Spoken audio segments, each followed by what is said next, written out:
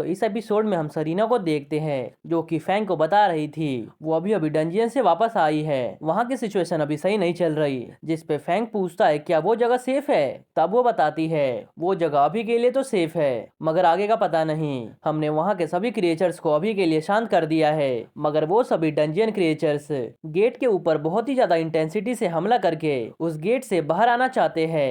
जल्द ही रिसोर्सेज का डिमांड बढ़ने वाला है और स्कूल तुम्हारी ट्रेनिंग को और ज्यादा हार्ड करने वाला है। तुम घर जाकर सामान पैक करो और 2 दिन का लीव ले लो। ये सुनकर वो हैरानी से पूछता है आप हमें डंजन में तो नहीं ले जाने वाली हो। फिर यूमे खुश होते हुए कहती है मैं तो खुशी खुशी आपके साथ डंजन में जाने के लिए रेडी हूँ। सरीना उनकी बेइज्जती करते हुए कहती है क्या तुम दोनों अपने 3 लाख कुंफू के साथ डंजन में जाना चाहते हो? ऐसे तुम बार बार मर के वापस से रिनकारनेशन ले लोगे। तुम्हें याद है फैंग, मैंने तुम्हें क्या बोला था? अगर तुम टूर्नामेंट जीत जाओगे तो मैं तुम्हें कुछ देने वाली थी। अब सीन शिफ्ट होता है और हम फैंग के सामने एक चमकती हुई न्यू कार खड़ी देखते हैं। ये देखकर वो खुश होते हुए पूछता है ये तो बहुत ही अमेजिंग है, क्या आप मुझे देना चाहती हो? तब सरीना कहती है सपने देखना अच्छी बात है मगर औकात में देखो, अब शांति से कार में बैठ जाओ। फिर वो उन दोनों को मैजिक सिटी से बाहर लेकर जाती है एक जगह पर जहाँ बाहर बॉडीगार्ड खड़े थे और एक बंदे का एंट्री फी 10,000 पर पर्सन था। तब सरीना उसे एक ऑर्डिनरी पिल देकर वहाँ से चली जाती है। फैंग अंदर जाते हुए सोचता है ये तो सिर्फ एक ऑर्डिनरी पिल है, फिर एंट्री फी देने की क्या जरूरत थी? आखिर मुझे मास्टर गिफ्ट में क्या देना चाहती है? अंदर जाते ही वो दोनों कुछ लोगों को फाइटिंग करते हुए देखते हैं। ये देखकर यूमे की हालत खराब होने लगती है। तब सरीना उसे देखकर कहती है अगर तुमसे देखा नहीं जा रहा तो तुम यहाँ से बाहर जा सकती हो, तुम बाद में फ्यूचर में स्ट्रीमिंग सबमिट नहीं कर पाओगी। तब यूमे कहती है मास्टर मैं ठीक हूँ। फैंग को ये सब देखकर पुरानी यादें ताजा होने लगती है। तभी वहाँ पर कुछ लोग आते हैं सरीना को ग्रीट करने के लिए।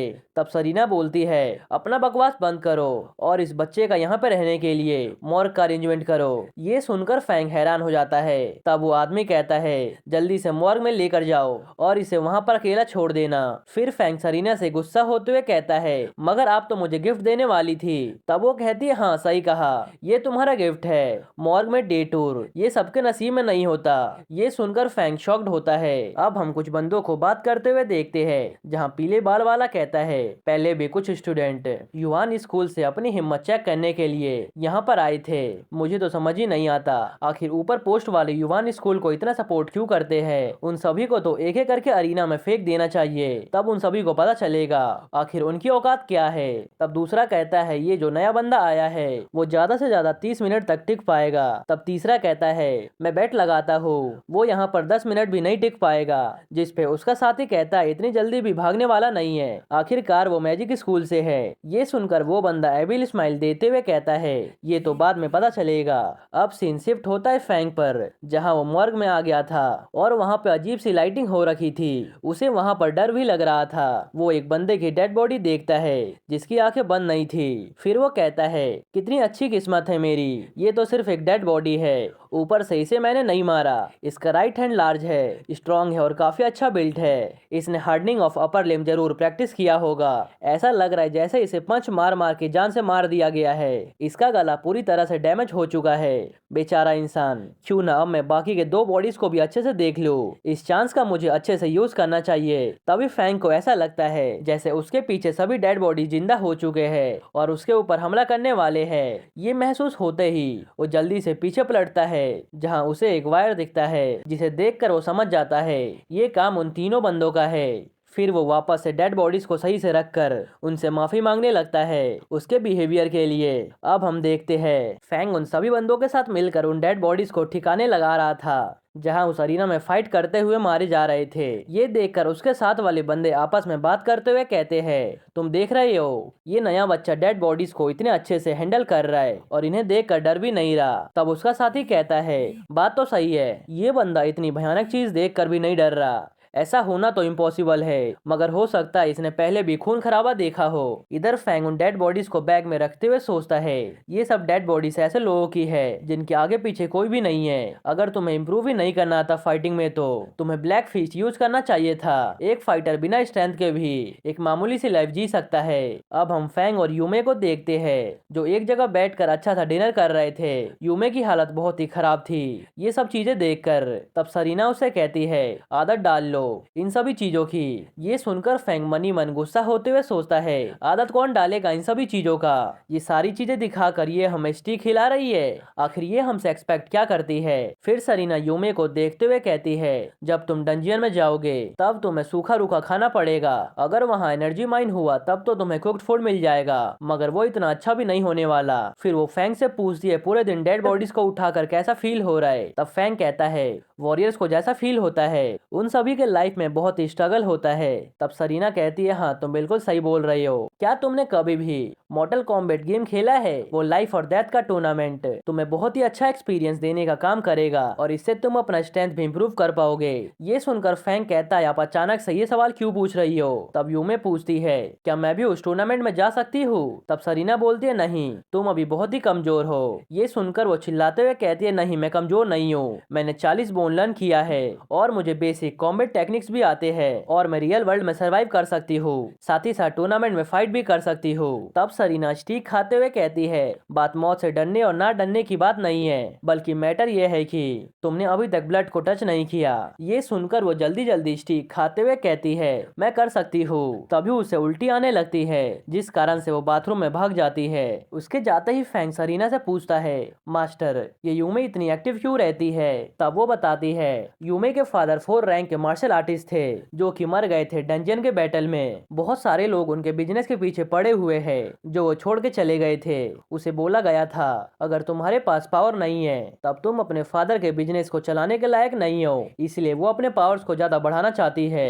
इसी कारण से वो इतनी डेस्परेट दिखती है, वो तुम्हारी तरह नहीं है जो हमेशा डिमोटिवेट रहती है। तब फैंग कहने लगता है, मैं स्ट्रॉन्ग बनना चाहता हूँ, मैं अमीर बनना चाहता हूँ और मैं अपने फैमिली को अच्छी लाइफ देना चाहता हूँ। ये सुनकर सरीना बोलती है, हाँ तुम मरना नहीं चाहते हो, यही तुम्हारा मोटिवेशन है। तब वो पूछता है, आखिर इसका मतलब क्या है? तब वो कहती है, तुम्हारे पास मरने का गट तो नहीं है तो क्यों ना तुम एक रेगुलर सेशन ले लो। ये सुनकर फैंग मनी मन सोचता है, अब हाँ बोलने के अलावा मेरे पास कुछ भी नहीं है। अब हम उसे वहाँ मैनेजर के पास देखते हैं जहाँ वो कहता है, छोटे बच्चे तुम्हें पैनिक करने की जरूरत नहीं है, रेगुलर गेम खेलना बहुत ही सेफ होता है, वहाँ पर कोई भी किसी को जानबूझ के नहीं मारता। तब वो कहता है कि मुझे पता भी नहीं था कोई प्राइज भी मिलने वाला है जीतने के बाद। तब वो आदमी कहता है, 50,000 एक गेम के मिलेंगे, ये ज्यादा नहीं है मगर तुम बेट लगा सकते हो। तुम्हारी मेंटोर ने जिस ओपोनेंट को तुम्हारे लिए चूज किया है वो एक वेटरन है और तुम्हारे जीतने के चांसेस 3 में से 1 है। तब फैंग कहता है, मैं 1 मिलियन पर बेट लगाना चाहता हूँ। फिर सरीना कहती है, मैं तुम्हारे ऊपर 5 मिलियन लगा रही हूँ, अगर तुम हारे तो देख लेना, मेरे पैसे डूबने नहीं चाहिए। फैंग सोचने लगता है, ये औरत अपने स्टूडेंट पर दाव लगाकर पैसे कमाना चाहती है और मेरे ऊपर ही बैटिंग कर रही है। यूमे भी उसके ऊपर 1 मिलियन का बेट लगा देती है। अब अरीना में एंकर अनाउंस करते हुए कहता है, ladies and gentleman good evening, opponent अपनी अपनी जगह ले लो, ये मैच कुछ ही देर में शुरू होने वाला है, इसीलिए आप अपना दिल और सांसें संभाल लीजिए। तो अब हमारे अरीना के किंग को वेलकम करते हैं फर्स्ट ग्रेड का पीक मार्शल आर्टिस्ट। तो स्वागत करते हैं ब्लैक फेस का। उसके आते ही पूरे अरीना में जोश का माहौल आ जाता है और सभी लोग ब्लैक फेस को चीयर करने लगते हैं। अब एंकर फैंग का स्वागत करते हुए कहता है, हम अपने न्यू कमर को वेलकम करते हैं जिसका नाम ब्लैक किंग है। उसका नाम सुनते ही सभी लोग कहने लगते हैं, ओ ब्लैक ब्लेड किंग। तब यूमे स्माइल करते हुए कहती है, इसे अपने नाम में ब्लेड लगाने की क्या जरूरत थी, इसे अपने नाम से ब्लेड वापस हटा देना चाहिए। तब सरीना कहती है,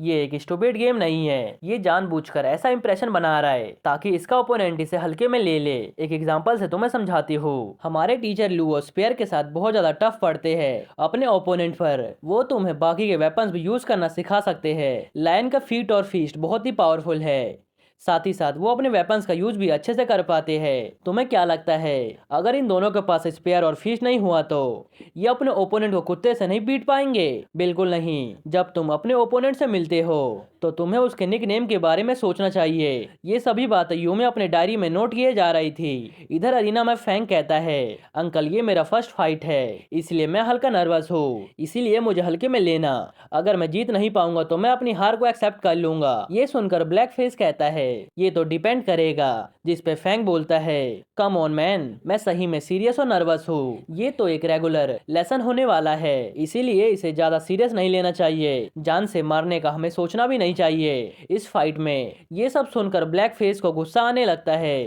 तभी रिंग बज जाता है।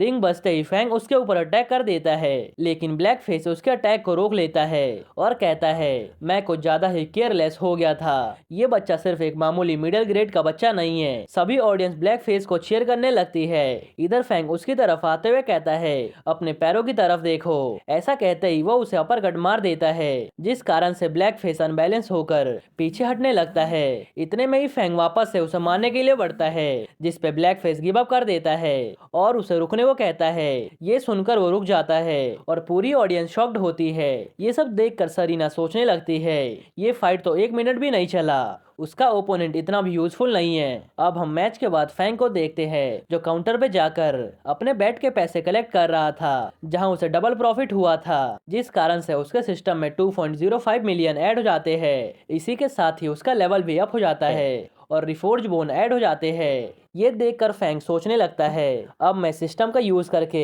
रिफोर्ज बोन का यूज कर सकता हूँ। नॉर्मली रिफोर्ज बोन का यूज करने में मुझे प्रॉब्लम आती है, लेकिन वैसे मुझे एक बार ट्राई करके देखना चाहिए और एक बार रिफोर्ज बोन ट्राई करना चाहिए। ऐसा करते ही उसे लगता है उसका लेवल इंक्रीज हो गया है। मेरा बोन तो पहले से बहुत ज्यादा फोर्ज हो चुका है, इसका मतलब मैं इजिली रैंक 3rd पे पहुंच सकता हूँ। तब वो देखता है उसने रिफोर्ज बोन का यूज करने के लिए 100,000 वेल्थ का यूज किया है। ये देख कर वो रोने लगता है और कहता है, मेरे पास तो इतने पैसे नहीं है कि मैं जब चाहूँ तब यूज कर सकता हूँ। अब सीन शिफ्ट होता है। अब हम यूमे फैंग को सरीना के साथ जाते हुए देखते हैं, जहाँ सरीना नोटिस करती है वो दोनों कुछ बोलना चाहते हैं, मगर वो दोनों बोल नहीं रहे थे। तब वो उनसे कहती है, तुम्हारे पास जो मेरे बैट के पैसे हैं वो शांति से वापस कर देना और रखने के बारे में तो सोचना भी मत। तब फैंग कहता है, मास्टर आप ये कैसी बातें कर रही हो, मैं इस टाइप का इंसान नहीं हूँ। जिस पे वो कहती है, तुम्हारे फेस पर साफ साफ दिखाई दे रहा है कि तुम कितने बेईमान से लग रहे हो। फिर फैंग यूमे को प्यार से देखते हुए कहता है, जूनियर। ये देख कर वो कहती है, ये तुम इतने प्यार से बात क्यों कर रही हो, क्या तुम मुझे डराना चाहते हो। तब फैंग कहता है, तुम अभी कॉलेज में हो और तुम्हें पैसे इन्वेस्ट करने का टाइम नहीं मिलता होगा, और अगर तुम्हें पैसे खर्च करने की आदत पड़ गई तो बहुत बुरा होगा। जो तुम्हें बैठ के पैसे मिले हैं तुम वो अपने सीनियर के पास छोड़ दो, मैं तुम्हारे पैसों का ध्यान रख लूंगा। ये सुनकर वो ब्लश करते हुए कहती है, ये तुम क्या बात कर रहे हो और तुम प्यारी जूनियर किसे बोल रहे हो। तब सरीना फैंग को कहती है, चूना तुम यूमे को डेट के लिए पूछ लो, तुम दोनों कपल बन जाओगे, तब उसके पैसे भी तुम्हारे ही होंगे। ये सुनकर फैंग कहता है, अभी मेरे दिमाग में ये सब नहीं चल रहा, मगर हल्का सोचने के बाद मास्टर मुझे आपका आइडिया बहुत अच्छा लग रहा है। जिस पे यूमे कहने लगती है, सोचना तो मुझे चाहिए और तुम सोचने वाले होते कौन हो। अब हम स्पेशल कोर्स वाले क्लास को देखते हैं, जहाँ टीचर लायन कहते हैं, स्पेशल कोर्स के स्टूडेंट्स को उनका मिशन मिलने वाला है। इस मंथ तुम्हें मिशन मिलेगा और तुम सबको उसे कंप्लीट करना पड़ेगा। ये सुनकर सभी बच्चे एक्साइटेड होने लगते हैं और फैंग सोचता है, मैं अब मिशन करने के लिए बिल्कुल रेडी हूँ। अब मेरे पास अपने पैसे बढ़ाने का अलग रास्ता है। तभी किसी की आवाज आती है, जो कहता है, यहाँ इतना शोर क्यों हो रहा है, तुम सब महीने से स्पेशल कोर्स में हो, फिर भी तुम सब इतना लेजी बिहेव कर रहे हो। अब डंजियन में खतरा बढ़ चुका है, इसका मतलब अब हमें स्ट्रॉन्ग पीपल्स की ज्यादा जरूरत पड़ेगी। सभी को उसके लिए रिसोर्सेज चाहिए होंगे। तुम सबको नेशनल कंपटीशन में जीत हासिल करनी पड़ेगी, ताकि हमें ज्यादा से ज्यादा रिसोर्स मिल सके और हम न्यू बच्चों को ट्रेन कर सके। इसलिए तुम सब अभी से सीरियस होना शुरू कर दो। ये बंदा स्कूल का डीन है और इसका नाम हुआंग है। उनकी बातें सुनते ही सभी बच्चे यस सर में जवाब देते हैं। फिर हुआंग कहता है, तुम सब 5 टीम में डिवाइड हो जाओ और सभी टीम को एक एक टीचर इंस्ट्रक्ट करेंगे। जो टीम सबसे ज्यादा मिशन कंप्लीट करेगा उसे 100 पॉइंट दिए जाएंगे और तुम में से टॉप 10 बच्चों को स्कूल को रिप्रेजेंट करने का मौका मिलेगा। फैंग, जाओ, शैन, लुई, यूमे, इन सभी को कैप्टन बनाया जाता है, क्योंकि वो सब बाकी बच्चों से बेटर है। अब उन्हें लिस्ट देखने को कहा जाता है, जिसके बिहाफ पर उन्हें टीम में डिवाइड किया जा रहा था। यूमे वापस से फैंग के टीम में होती है। ये देखकर वो अफसोस करने लगती है। फैंग अभी इस कोर्स में रैंक फर्स्ट पर होता है। वो अपने टीम मेंबर्स के बारे में सोचने लगता है, जाओ और टैंक के अलावा मेरे ग्रुप में कोई भी अच्छा नहीं है। तभी फू उसके पास आते हुए कहता है, क्या हुआ, तुम अपने टीममेट्स को लेकर चिंता में हो। उन्होंने टीममेट्स को बैलेंस में रखा है ताकि हर टीम इक्वल हो। अगर मुझे अपना टीममेट चुनने का मौका मिलता तो मैं तुम्हें जरूर चुनता। मेरे इंस्ट्रक्टर लायन हमारी दोस्ती से जलते हैं। ये सभी चीजें लायन भी सुन रहे थे और कहते ठीक है। फिर मैं टीम मेंबर्स को चेंज कर देता हूँ। ये सुनकर सबके मुंह पर 12 बज जाते हैं। तब फोन से कहने लगता है, लायन मैं तो सिर्फ मजाक कर रहा था, आप चेंज मत करो नहीं तो मैं मर जाऊंगा। फैंग का इंस्ट्रक्टर पिंग होते हैं। वो आते ही कहते हैं, मेरे पास बच्चे नहीं है मगर तुम सब मुझे अपना मास्टर मान सकते हो। चलो कैप्टन को मिशन चूज करने को देते हैं ताकि वो उन सभी स्टूडेंट को जिंदा वापस लेकर आ सके। ये बातें सभी बहुत ही सीरियस होकर सुन रहे होते हैं। फिर वो कहते हैं, किसी को भी मेरा ओपिनियन चूज करने का मौका नहीं मिलेगा क्योंकि मैं तुम सबको सिर्फ जिंदा वापस लाने के लिए रिस्पॉन्सिबल हूँ। बाकी मैं तुम्हारे मिशन में बिल्कुल भी इंटरफेयर नहीं करूंगा। ये सब सुनकर फैंग मनी मन सोचने लगता है, ये अपने स्टूडेंट्स का इंचार्ज खुद ही नहीं ले रहे। ये 50 या 60 ईयर्स का लग रहे हैं, ज्यादा बात नहीं करते। पाम टेक्निक्स का जो यूज करते हैं वो इस मैजिक स्कूल में ज्यादा इफेक्टिव नहीं है, जिस कारण से इनके पास ज्यादा स्टूडेंट नहीं है। ये भले ही यहाँ पर ओल्डेस्ट इंस्ट्रक्टर में से एक है मगर इनके टेक्निक्स के बारे में ज्यादा लोगों को कुछ भी नहीं पता। मिशन किस टाइप का होना चाहिए ये चूज करना बहुत ही इंपॉर्टेंट है। 1 महीने का टाइम बहुत ही शॉर्ट है। बाकी के टीम मेंबर्स बड़े मिशन के बारे में सोच रहे होंगे मगर अभी टाइम है और डिफिकल्टी के बीच में बैलेंस को ढूंढना होगा। इसीलिए हमें सबसे पहले आसान से मिशन से स्टार्ट करना चाहिए। और जब वो मिशन चूज करने लगता है तब उसका एक टीम मेंबर टैंक कहता है, हम रैंक फर्स्ट पर है इसीलिए इतना इजी मिशन चूज करने की कोई भी जरूरत नहीं है, उससे तो बहुत ही कम रिवॉर्ड मिलेगा। फिर हम सब आपस में कैसे बांटेंगे, हमें कम से कम रैंक 2 का मिशन देखना चाहिए। तब फैंग उससे पूछता है, क्या तुमने कभी भी रैंक 2 के वॉरियर से फाइट किया है? ये सुनकर वो बंदा नाम जवाब देता है। तब फैंग गुस्से में उससे पूछता है, जब तुमने कभी भी रैंक 2 से फाइट नहीं किया तब तुम्हारे अंदर इतना कॉन्फिडेंस कहाँ से आ गया? उनसे लड़ना कोई भी मजाक नहीं है। वो क्रिमिनल्स अपनी जान दांव पे लगा के लड़ते हैं। अगर कोई पीछे छूट गया तो वो पक्का मारा जाएगा, भले ही तुम अपनी जिंदगी को वैल्यू नहीं देते। और अगर कुछ अनएक्सपेक्टेड हो गया तो हमारा मिशन और हार्ड हो जाएगा। ये सुनकर वो कहता है, मगर इससे क्या फर्क पड़ता है, इंस्ट्रक्टर तो हमारे पास है ना। जिस पे फैंग कहता है, मैं तुम्हारा कैप्टन हूँ और मैं ही डिसाइड करूंगा। अगले महीने तक तुम्हें मेरी बात माननी होगी। मैं तुम सबके मेजोरिटी और माइनॉरिटी वाला गेम नहीं खेलना चाहता। अगर तुम्हें मेरे से कोई भी प्रॉब्लम हो तो मेरे से लड़ने के लिए आ सकते हो। ये सुनकर कोई भी कुछ भी नहीं बोलता। तब टैंक भी हाँ में जवाब देता है। अब वो सब अपने मिशन में किन को चूज करते हैं। फैंग बताता है, ये लास्ट टाइम नॉर्थ में देखा गया था और ये हो सकता है हमें अंडरग्राउंड कसिनो में मिल जाए। ये सुनकर यूमे बताती है, नॉर्थ में तो बहुत सारे कसिनो हैं, क्या होगा अगर हम उसे ढूंढ नहीं पाएंगे? तब फैंग कहता है, हमारे पास 3 दिन है, अगर हम उसे नहीं ढूंढ पाए तो हम गिव अप कर लेंगे, जिससे 10% रिवॉर्ड कट जाएगा। जाओ सबके सब रेडी हो जाओ, हम यहाँ से 1 घंटे में निकलेंगे। उसके जाते ही टैंक कहता है, ये मिशन कंप्लीट करके बहुत ही कम रिवॉर्ड मिलेगा, क्या फायदा इस मिशन को कंप्लीट करने का? ये सही में बहुत ही डरता है। तब दूसरा कहता है, वैसे भी हम कुछ नहीं कर सकते क्योंकि फैंग तो टीम लीडर है। ऐसा लग रहा है जैसे हम बॉटम पर पहुंचने वाले हैं। अब हम फैंग को एक नॉर्थ के एक कसिनो में देखते हैं जहां वो अपने साथियों को इंस्ट्रक्शन देते हुए कहता है, सबके सब छोटे छोटे टीम में बढ़ जाओ, अगर वो तुम्हें मिल जाए तो उससे अकेले फाइट मत करना, पहले सभी को कांटेक्ट करना और जब सब इकट्ठा हो जाए तभी कुछ करना। फिर यूमे बताती है, हम सब लॉबी में हैं। दूसरी लड़की बताती है, यहाँ पर स्मोकिंग का स्मेल बहुत ही ज्यादा थिक है। टीम भी बताता है वो सब दरवाजे के पास है। फैंग सबको पैनिक ना करने को कहता है और सभी को अपनी तलाश जारी रखने को बोलता है। इधर फैंग समझ जाता है कि सभी लोग यहाँ पे बहुत ज्यादा नर्वस है, आखिरकार ये उनका पहला मिशन जो है। फिर वो इंस्ट्रक्टर को देखता है जो कि दूर एक कोने में खड़े होकर उन सभी को देखे जा रहे थे। ये देखकर वो सोचने लगता है, अगर कुछ खतरनाक हुआ तो ये हमारी हेल्प भी कर पाएंगे। जब तक सब कोई बाहर है तब तक ये कुछ भी नहीं करने वाले। मे भी स्कूल वाले बच्चों की मौत देखना पसंद करते हैं, भले ही इंस्ट्रक्टर क्यों ना बताए कि आखिर ये मार्शल आर्ट्स क्या होता है। लास्ट में पता चलता है ये सब बहुत ज्यादा खतरनाक है, हमें सिर्फ वार्निंग दिया जाता है। डेंजर और डेथ धुंधला सा वार्निंग होता है, अगर कोई तुम्हारे सामने मर जाता है तब वो चीज बहुत ही अलग हिट करती है। आखिर इस मिशन के लिए फर्स्ट ईयर को क्यों चूज किया गया और थर्ड ईयर वालों को क्यों नहीं? यही तो एक समांतर चेंज है और यही सच्चाई है मैजिक स्कूल की। तभी टीम जीरो से बताती है, उन्होंने अपने शिकार को ढूंढ लिया है। दूसरी तरफ हम देखते हैं और वो क्रिमिनल मस्त गैम्बलिंग के पत्ते देखे जा रहा था। और इसी के साथ ये एपिसोड यहीं पर खत्म होता है। अगर आपको यह एपिसोड थोड़ा सा भी पसंद आया हो तो प्लीज वीडियो को लाइक कर देना और अभी तक अगर आपने चैनल को सब्सक्राइब नहीं किया तो प्लीज कर लेना। हमारे 100 के होने ही वाले हैं तो प्लीज यार जल्दी से करवा दो। ओके, तो मिलते हैं नेक्स्ट एपिसोड में।